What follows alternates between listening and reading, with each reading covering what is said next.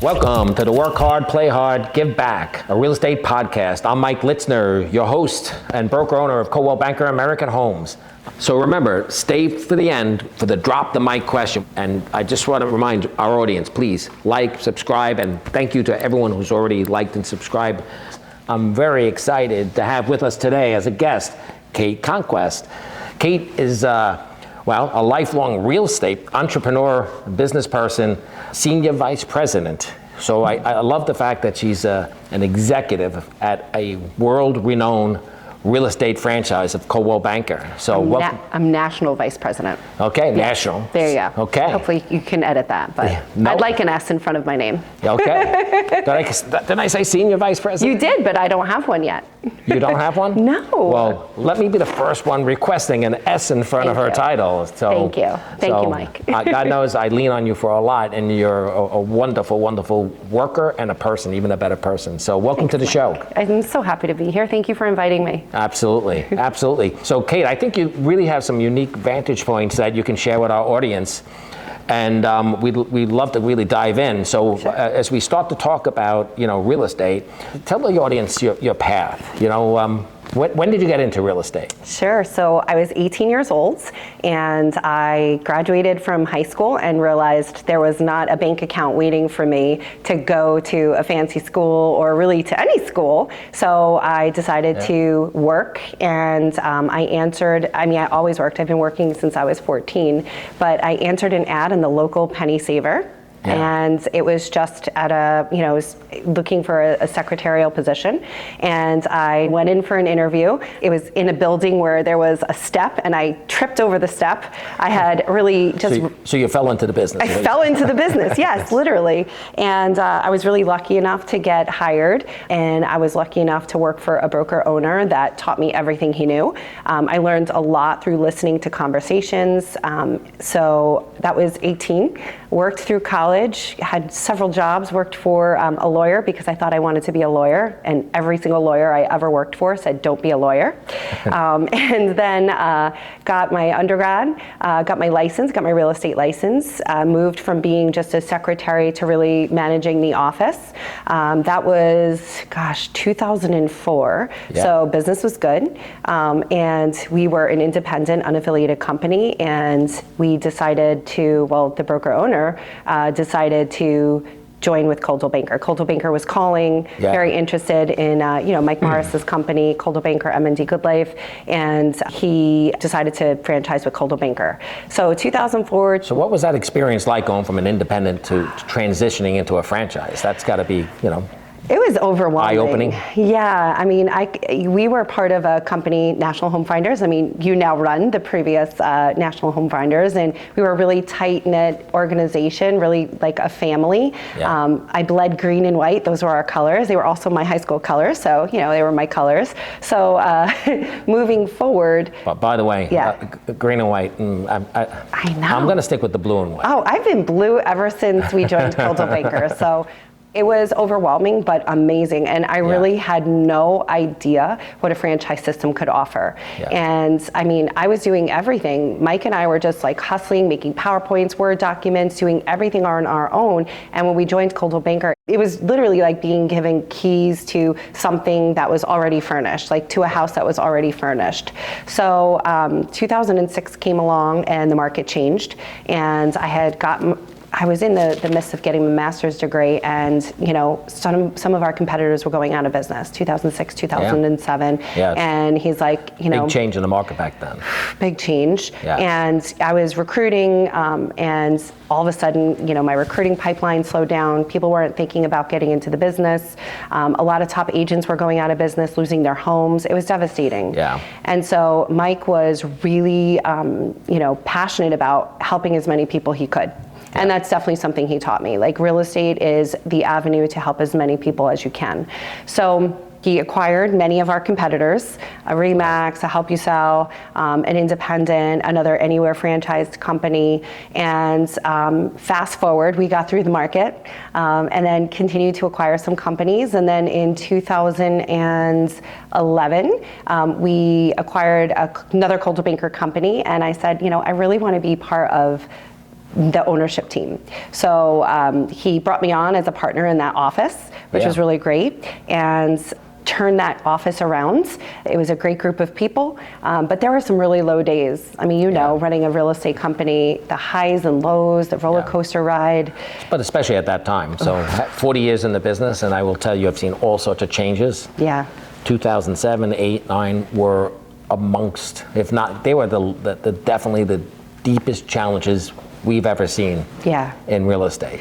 Yeah. These current changes, business change, life changes, there's ebbs and flows, everything, but that was a challenge. I can't believe that's the time you were buying into this. Yeah. It was, I remember going into my first foreclosure. And real estate is such a visual experience, right?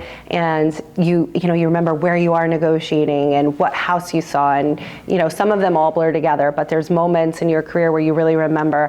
And I remember seeing this, it was a house in Manorville, and it was a beautiful home. And I remember it was a newer construction, and I walked in, and there was like this huge flood in the house, and there was this gorgeous baby grand piano that was just covered in mold.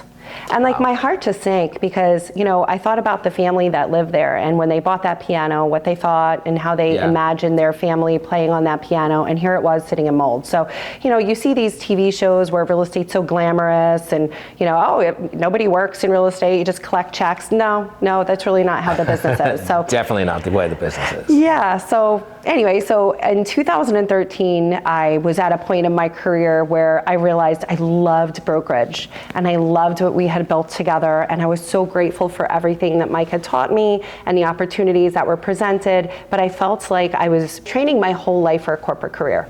And an opportunity became available at Coldwell Banker to be a consultant.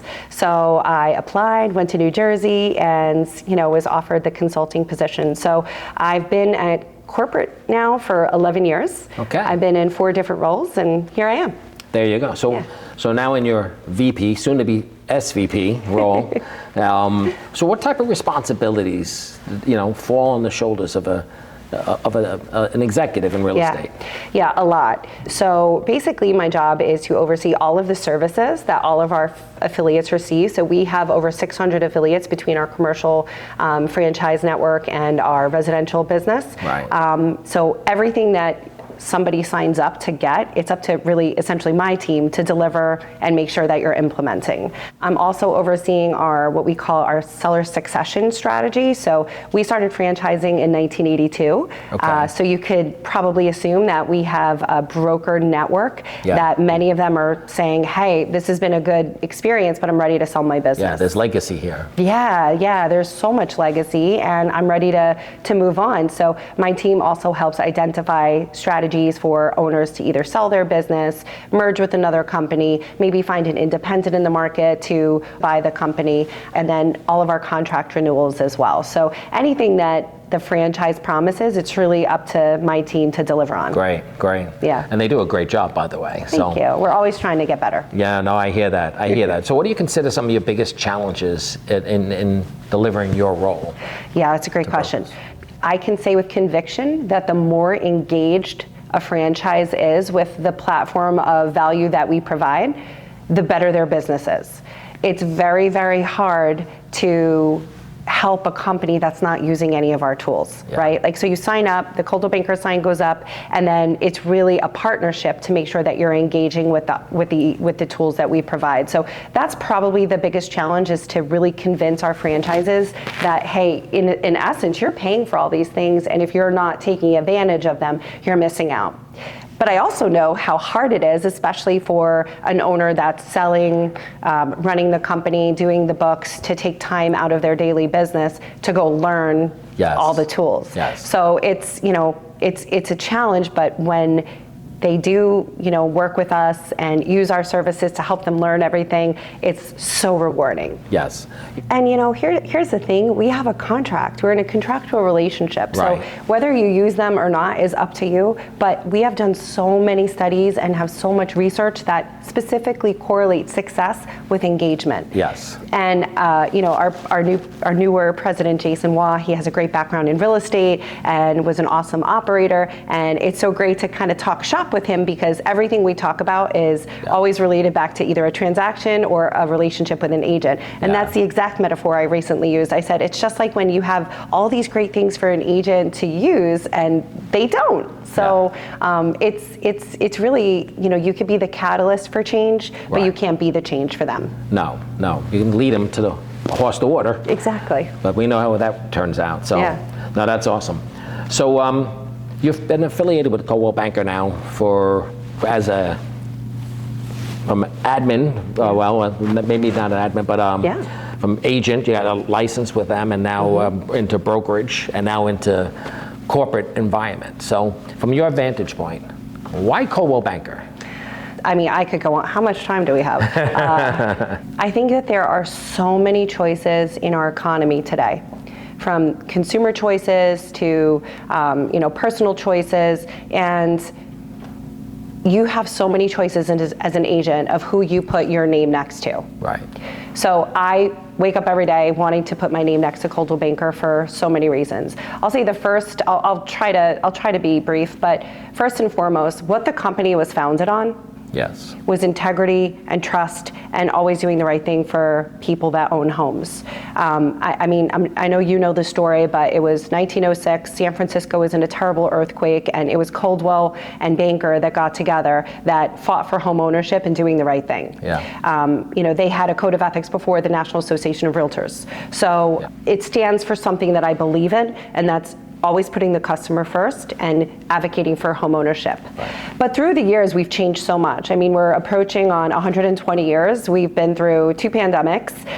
We've been through the MLS changes, the Y2K scare. I mean, we've not only survived, but we've thrived. And there's over 100,000 agents globally that choose to align with Coldwell Banker. Yeah, that's impressive, right? Yeah, and we're growing every day.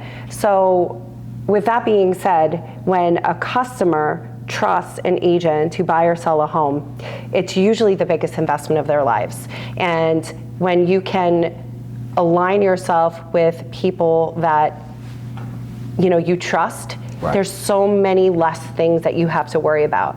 I travel all across the country, and people tell me when they see Coldwell Banker agents on the other side of a transaction, they're relieved because they don't have to do as much work because the Coldwell Banker agent knows what they're doing. Yes. They usually have a good reputation in the market, and they don't have to babysit the transaction. They can actually just focus on who their fiduciary is too. Yes. So, I think that there's a lot of choices. I'm never going to align myself with a company that's racing to the bottom. I'm not interested in, being an avatar on a screen when people are trusting us with the biggest investment of their lives. Yeah. So I think trust, integrity, and nevertheless, we just integrated AI into a lot of our platforms. We have a DIY service platform, so cbappointment.com. Yeah. Now all of our affiliates can go on and just schedule service calls. We've really evolved in how we provide service to our affiliates too. Yeah. So, but I always think about the customer, and I want to be with the brand that customers can trust. And time after time, customers trust Coldwell Banker. Yeah, no, it's fundamental. It's one of the most important factors, hands down. Yeah. No, it's great. What advice do you have for people getting into the industry now? Well, I would say that it's like buying real estate. It's really hard to time the market.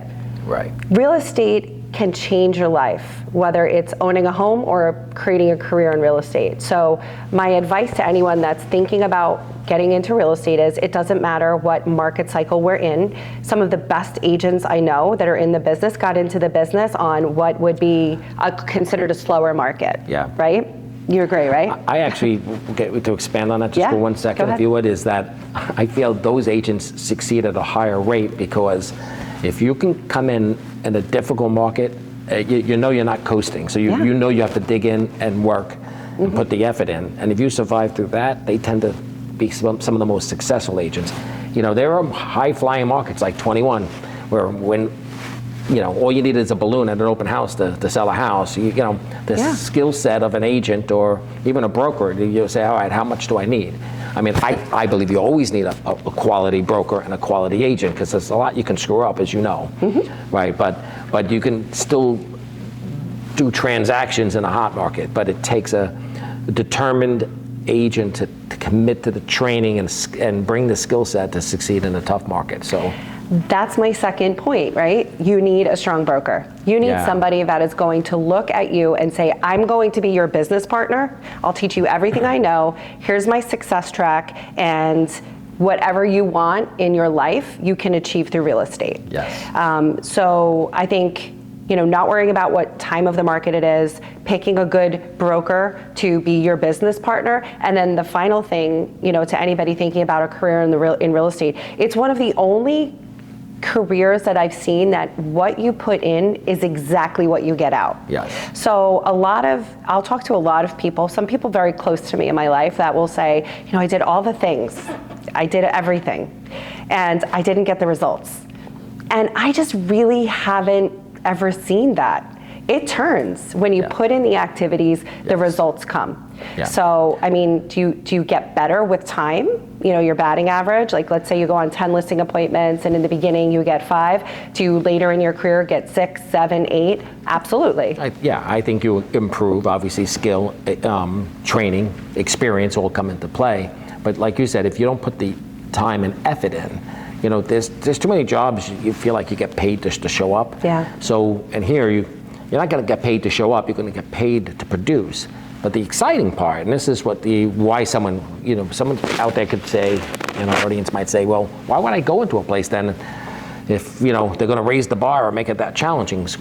The beauty is that there's no glass ceiling, there's no waiting for someone to retire. Mm-hmm. You're not waiting for some business to tell you the timeline that you could increase your income or potentially be promoted. You control your own destiny. And that's the exciting part. So if you do put the time in, it's a wonderful opportunity. Yeah.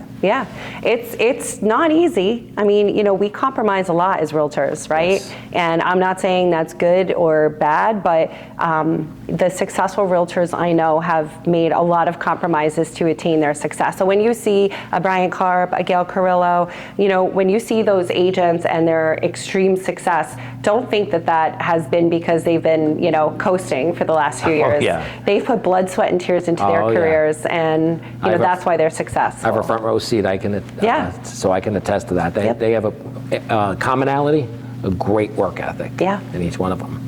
A little bit more about you. So can you share maybe a recent success story that you've had, and maybe how you helped client, customer, or however you define in your role, maybe it is a client, achieve their real estate goals?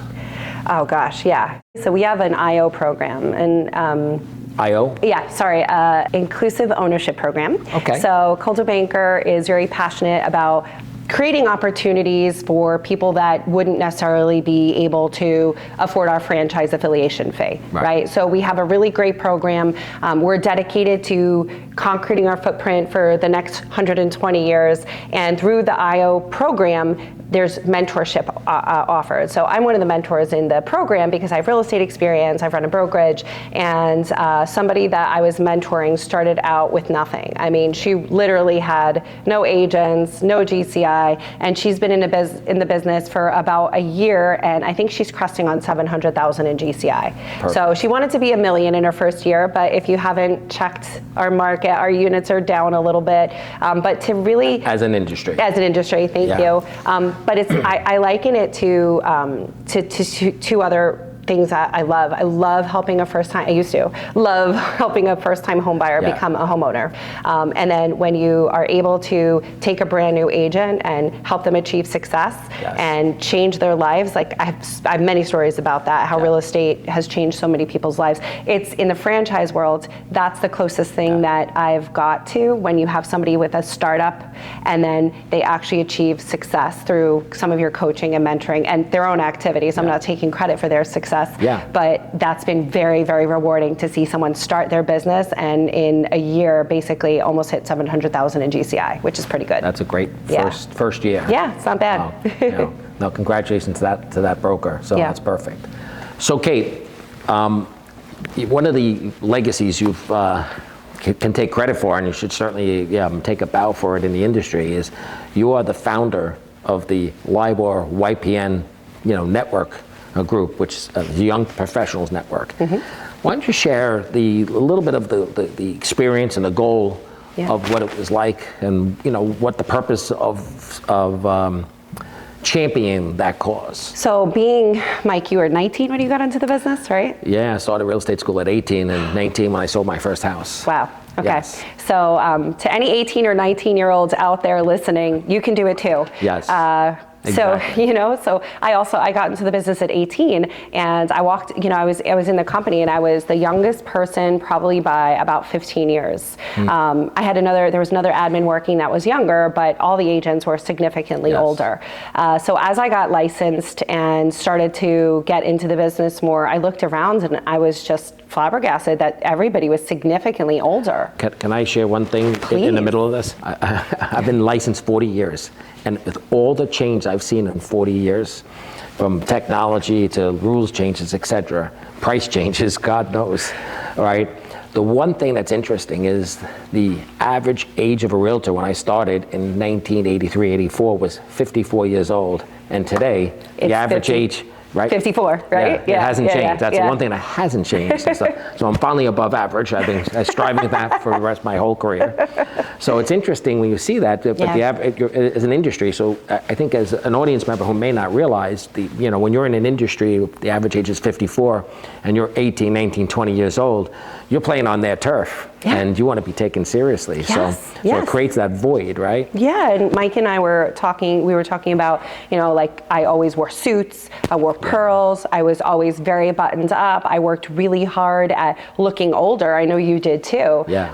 And it's so weird because we live in a world where youth is praised, and here you are starting a career in an industry where it's really not, it doesn't help you at all. It's actually a disadvantage. Yeah. So back to YPN. So I went to an NAR conference in 2008, I would say. And on the agenda, there was a YPN networking event. Okay. What's that? So nobody in my company wanted to go. And I said, I'm going to go by myself. So I went to the first YPN event. It was in Orlando. And I looked around. I was like, wow. There's other young people. I couldn't believe it. Yeah. I mean, it was probably in my career one of the top 5 networking events I've ever been to because, it was electric. Everybody was so excited to be with each other, and the ideas that we were sharing and the things we were talking about were so relevant to one another. So I got back home to Long Island, and I reached out to the organizer of the event, and I said, I need to know more about this. Then I learned that there was a chapter we could start. So I took all the notes, I got all the information, and then I took the initiative. I took the initiative, correct. Yes. And I was not received that well. Really? No. Who'd you have to go to, LIBOR? Mm-hmm. To the board. So you went to the board. I went to the board, I went to the president, not the president, let me go back, to the CEO of the board at that time. Yeah. And it was just like ignored a little bit. Yeah. And I was so lucky that the president, who's a volunteer position, Liz English at the time. Oh yeah, I know Liz. Yeah, yep, Liz. People. Yep, I love Liz. And she saw me for what I was trying to do and said, Kate, I'll help you. I believe in what you're trying to do. I know all the people you need to get approval from. And I can't tell you how I have chills, because when you have somebody else that sees how passionate you are about something and the vision and what you really want to accomplish, being for the greater good, when you get that advocate alongside you, you could do so much more. Empowerment. Yes, yeah. So she really empowered me. She, behind the scenes, really worked the board to show the value that bringing this to the board could mean. Right. And it took us about 2 years to get it approved and launched. And we launched YPN. Our first event was all donations, and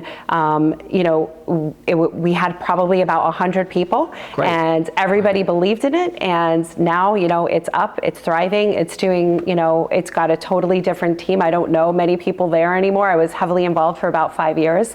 But the biggest thing I'll say is, especially in leadership, in brokerage, is to replace yourself. And that's, for anybody listening that's at a point in their career where they're maybe ready to retire, look at the young people and think about what a great opportunity that you can give them to teach them and show them how to be successful.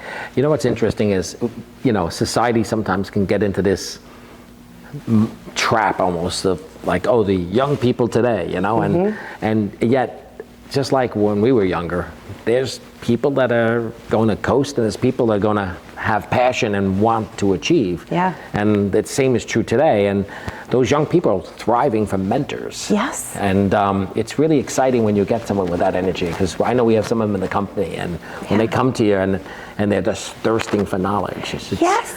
And that's why I always said YPN is for young people that are young in age, young people in minds, and young people at heart, right? And young in the business too. Like it's there's so much pass-through knowledge that experience and wisdom that experienced realtors and brokers can pass through that they're not even aware of. They should, right? Yeah, they bring just as much to the table as someone with energy that's young. They bring way more, actually. Yeah. So I find that they're the young group of agents that are out there. They're not only thirsting for knowledge, that again, 30, 40 years worth of experience, but they're constantly asking questions about investing, wealth building, and what have you. So these are all great questions and intelligent questions, and young people should not be afraid to go out there and start talking about building wealth today. Because if you start when you're 20 years old, it's way easier, because you don't want to wake up and be 54 years old and say, should I start building wealth? What's my retirement? Right.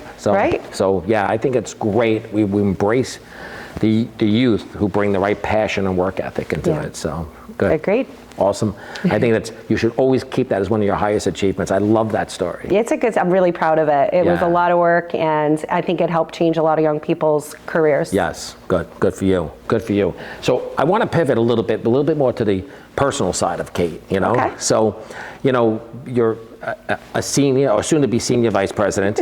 We're just manifesting it. Yes, exactly. You find it in your mind's eye, and so shall it be. Absolutely. Exactly. So you're a senior vice president, and you carry a tremendous amount of responsibility. There's no doubt on that. But then you're also a wife. You're also a mom.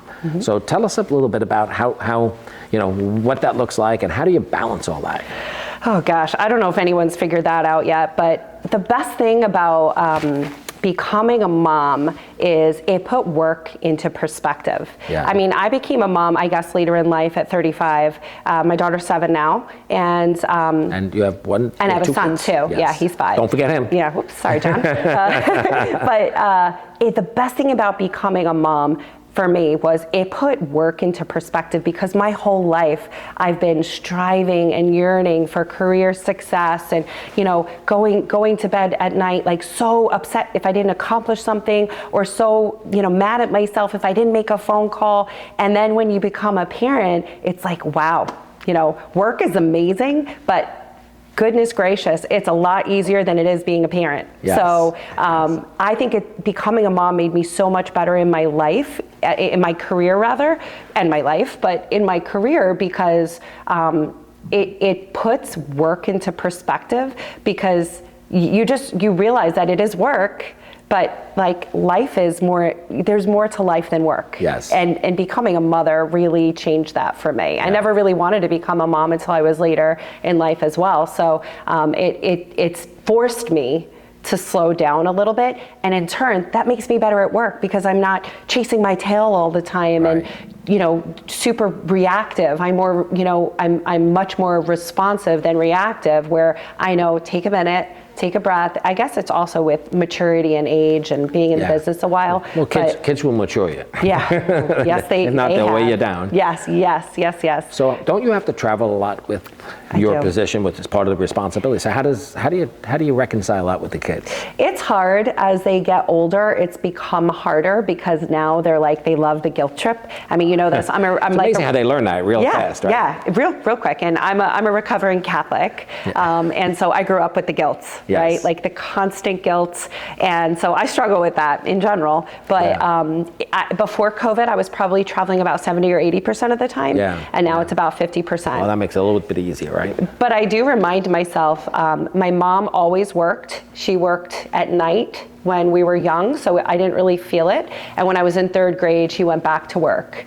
And I always looked up to her and thought, wow, my mom, she's an awesome mom, and she works. And I have to remind myself that I'm setting the example for my daughter that you can be a mom. you can go to work, and there's going to be days where, work is harder than being a mom, and being a mom is harder than work, but that you can do both, and you can do whatever you want in your life. And fortunately, I've never been held back by being a female in my life. Good. Yeah. Good. That's awesome. I think that you're a fantastic role model. So, Thanks. So congratulations with that. Keep up. Yeah. Keep doing what you're doing. And when I hear stories about women that haven't had the same opportunities, and I feel terrible, because every man I've ever worked for, every I'll say like college professor or who, I've always been really empowered by men. Yeah. And actually in corporate was the first time I've ever worked for a woman. Okay. So isn't that like interesting? Like, so what's harder to work for, a woman or a man, or does it? Definitely a woman. Definitely, yes. Absolutely. More demanding? Yes, and it's one woman that I've worked for. She pushes me. We challenge each other. She expects the best all the time. Okay. But on the personal front, is so unbelievably supportive of anything that's going on in my life. But when it comes to work, it's work, and we work really hard. We push each other, and I really appreciate that. And I think it takes work to have a good, strong relationship with who you're working with. Absolutely.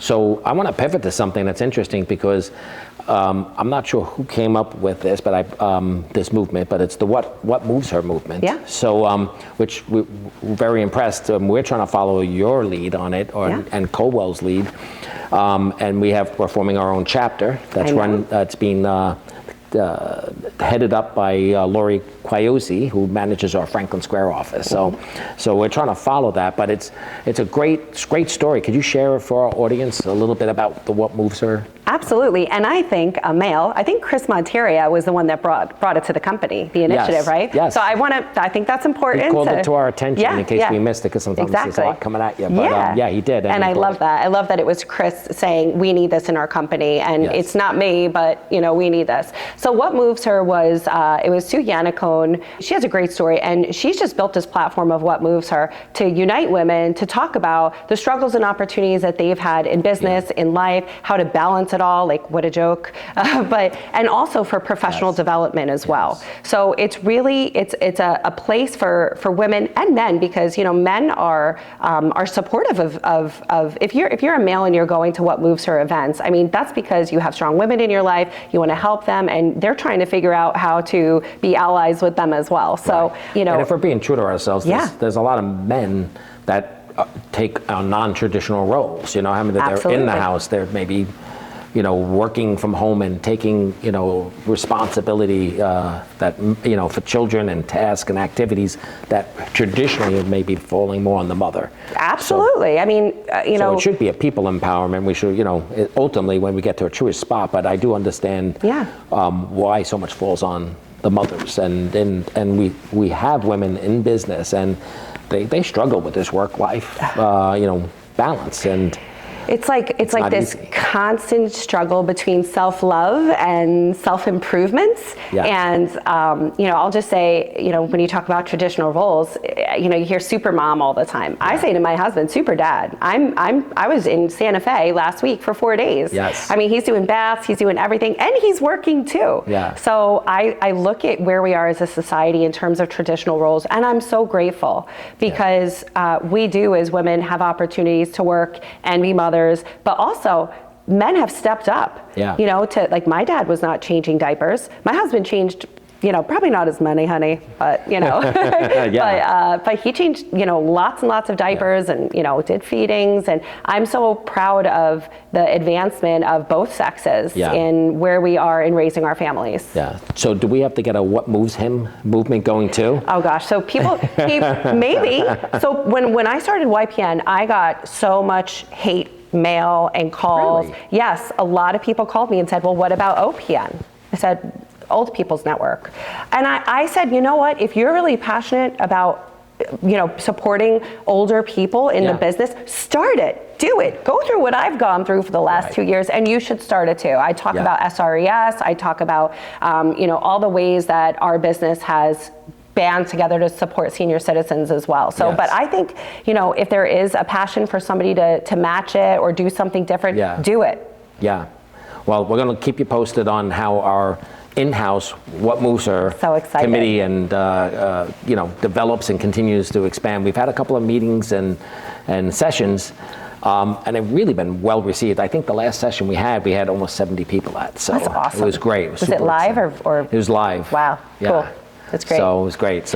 And you have your own YPN network too. Yes, we do. So, Well, I love that. Well, I don't have to be the smartest guy in the room. I just got to be smart enough to see a good idea when I see it. And you're the founding member of YPN. We see what you're doing. We love the idea. Same thing with What Moves Her. And we have a great team over here, and we're running with it. So thank you for sharing all that stuff. Absolutely. So, what's your favorite way to unwind? Or do you ever? It's like the second I unwind, I fall asleep these days. But I'm an audiobook junkie. I love to take my mind into another world. Okay. What type of books? What type of genre are we looking at? Yeah. So I am a business book junkie. Okay. I am I'm just so addicted to self-improvement in business, in health, in life, but I also find that I get burnt out. So my mantra is, for every 3 business books I read a chicklet, which is like like Chasing Harry Winston, like that kind of genre, like Emily Giffin. But I reward myself with something mindless and like a romantic escape or something along those lines. Gosh, yeah, I'm an audiobook junkie. I love the beach. I love being on boats. So you have a boat, don't you? I don't, but I've got lots of friends with boats. All right, that might even be better. Yeah. Yes. We're thinking about getting a boat, but once you get a boat for living on Long Island, you have 3 months. And we like outdoor activities. So we like driving on the beach. We do that a lot. We feel like if we got a boat, that's all we do. And we're not prepared to, forego the rest of our lives. So, yes. Yeah. So what other things does that encompass? What does that look like? We love to travel. Before children, my husband and I had gone to about 14 different countries, spent a lot of time in Europe. We love to travel, just new experiences, love to eat, love going to good restaurants, obviously.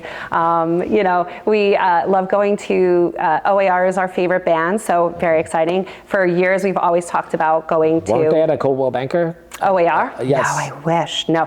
Oh, you're thinking about, oh my goodness, in AJR. You're thinking about AJR. I was close. Yeah, they were really good. They were good. Yeah. They were a lot of fun. They were fun. OAR is kind of in that similar genre. Is it? Yeah. Okay. But we're taking, only our second getaway. We're going to Red Rocks in Colorado in a couple weeks to go see them. Yeah. So we love going to shows. We love music. Yeah, that's awesome. Great. Yeah.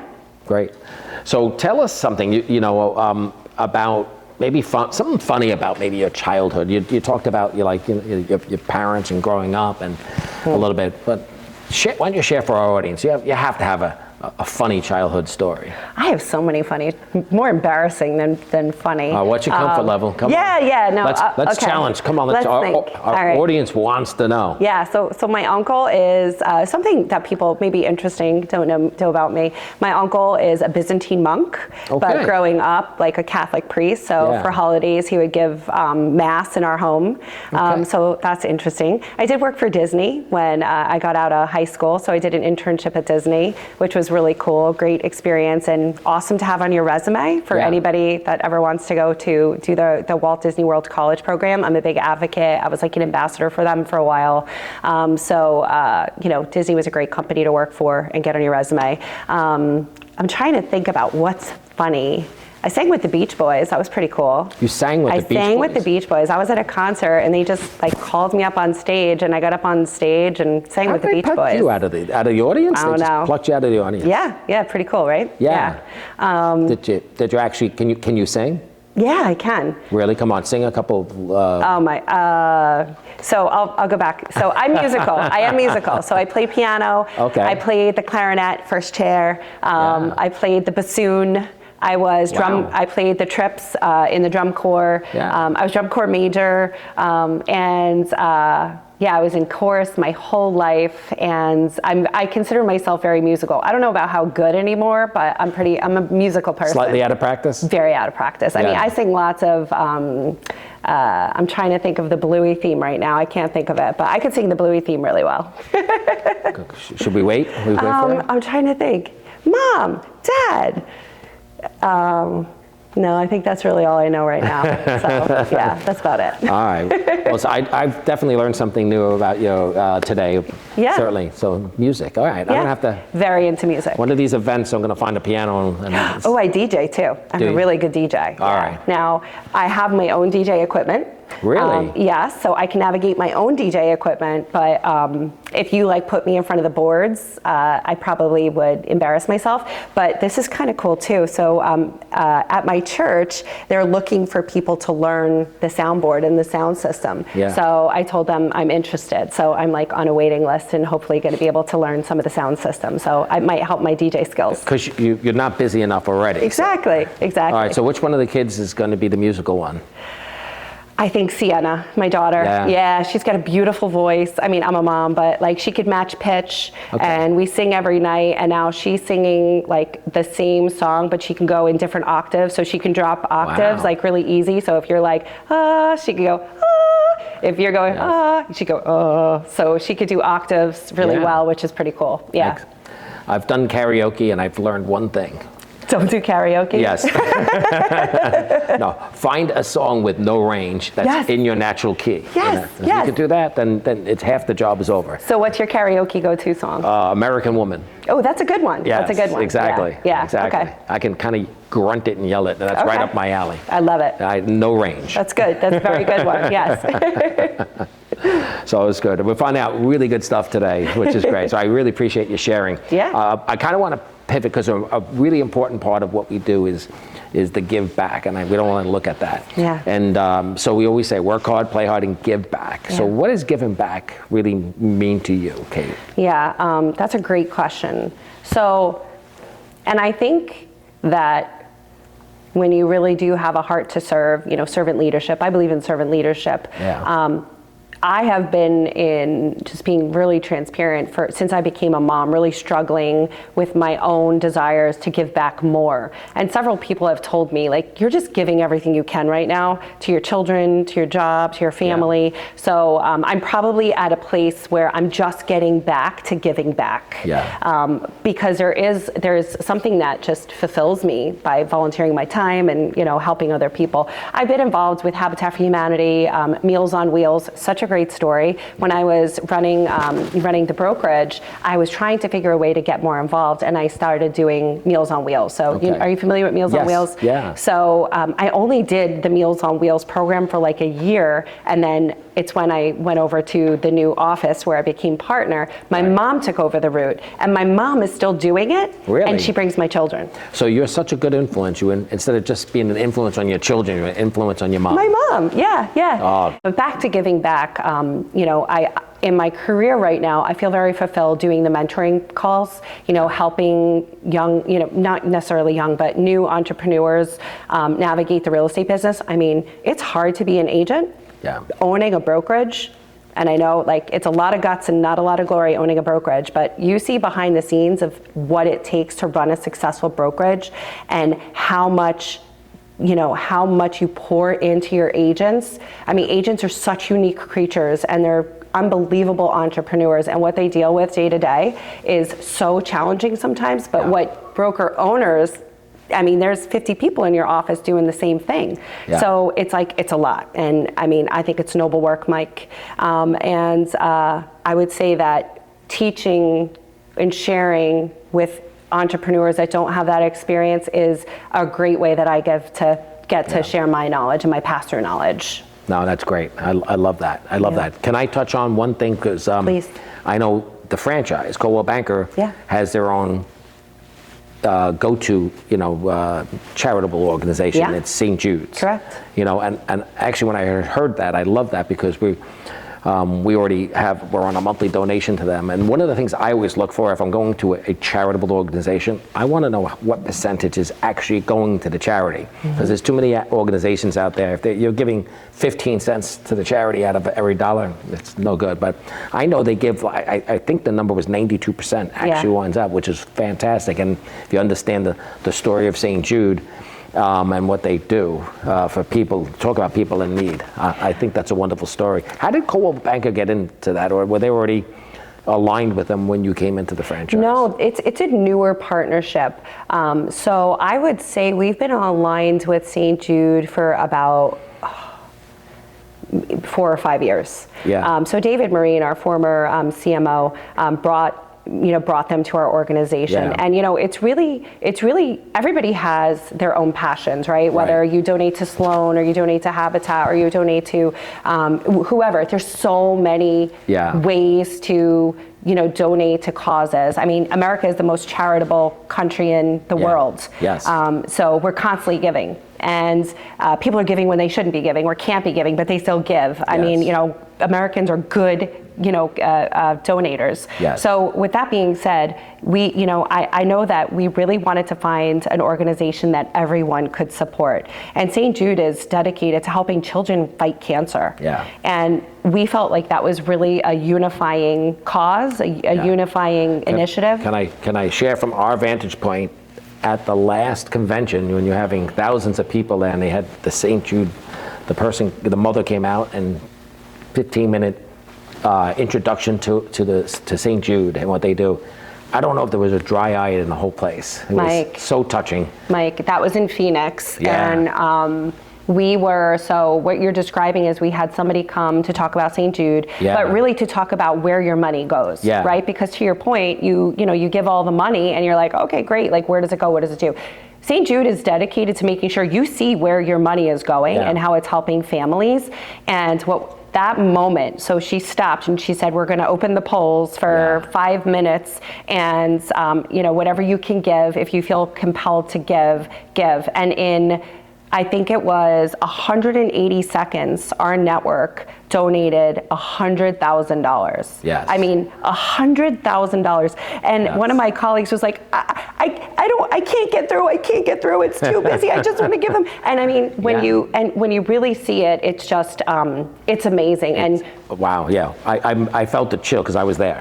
It was. I was on the app that day. Right. How do you explain what that feels like? Yes. It was just, especially when there's so many polarizing moments in our country, right now, like everywhere you look, it's like everybody's trying to, divide us from one another. Yes. And when you get in that room and you can, even if you're giving $2, you could feel it. Yes. Everyone come together. Oh my! It was an overwhelming feeling. I was sobbing. I mean, it was unbelievable, but all for a good cause. And at Coldwell Banker, we also have a program where you can automatically say, I want $5 to come out of every commission check I have, and I mean whatever it is. And then you could brand all your listings, all your sales with St. Jude, and your customers have that option too. Yeah. And again, it's optional. Everybody has their own charity. We understand, but if you don't, we strongly support and believe in St. Jude. That's awesome. Yeah. That's great.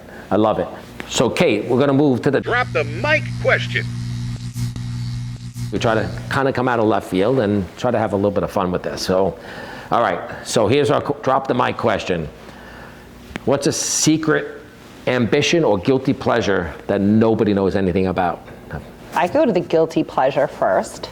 Yeah. I watched all 3 seasons of Bridgerton by myself when my husband fell asleep. I mean, I just love that show. You do know he's going to see this, right? Yeah, now he knows. And my secret ambition.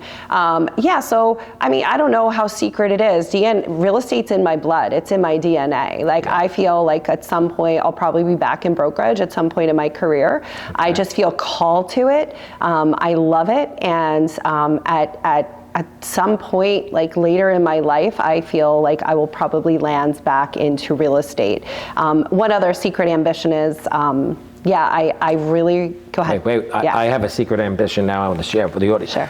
I'm recruiting Kate right now. Okay, so Sue, Yannick, and if you're watching this, I'm recruiting right now. Mike, it's like once it's in you, like, it's just, I love real estate and I love home ownership and I love people. Yeah. So to help people. And then my secret ambition is probably to work in a fishing boat. So I grew up with a lot of fishing boats in my life. Like it's, another story, but I kind of made it a little bit on a boat and I'd love to go back to making it on a boat. I just got this whole visual. I literally was just watched Forrest Gump like 2 nights ago. shrimp boat. Yes, I'm picturing that shrimp boat coming by and Kate working shrimping, Yeah, with the I'd bubba love shrimp to. I'm on salty. the boat called Jenny. Yes, I'm salty. I love fishing. So I'd love to get back on a fishing boat. Yeah, that's pretty cool. Yeah. That's pretty cool.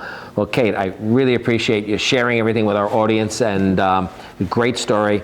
I hope there's many people who feel empowered and relate to your story, because I think it's a great story. So I appreciate you sharing with our audience today.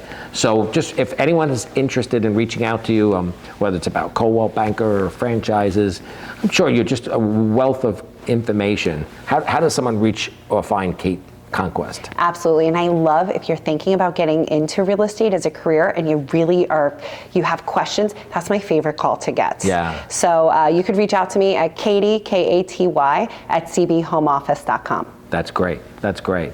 I appreciate so much your sharing and your great interview and wealth of information. Thank you so much for being here today. Thank you, Mike.